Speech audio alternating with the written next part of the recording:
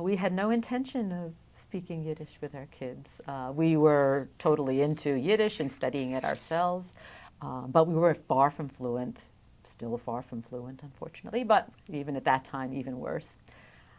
And when we decided to have kids, we had no intention of speaking our lousy Yiddish to the kids.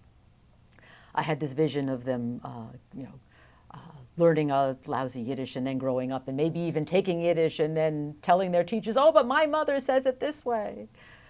And having the teacher have to unlearn them. But anyway, a friend of ours, Harry Bachner, so I have to thank Harry too, worked on me for 9 months of gestation.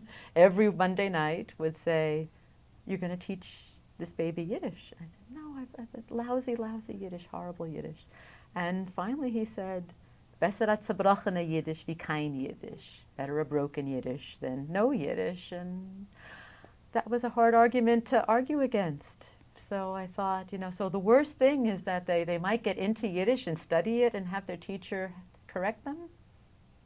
I think I can live with that. And it was a challenge because Mike and I were not fluent. We spoke to each other in English, but we spoke to the kids in Yiddish.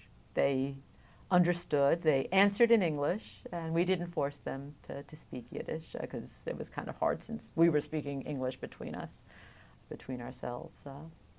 We didn't insist that they speak Yiddish, but when they really wanted something and wanted to sweet talk us, they knew that if they said it and asked in Yiddish, that there was a more likely chance of us saying yes. So they knew enough Yiddish to be able to ask us. And then our parents, well, my father thought it was a step backwards. Here he was an immigrant who had become American, and now his kids, his grandchildren were going to have an accent. And I said, yes, Dad, sorry, a Boston accent, but not a Yiddish. They won't have a Yiddish accent, don't worry. My mother was thrilled.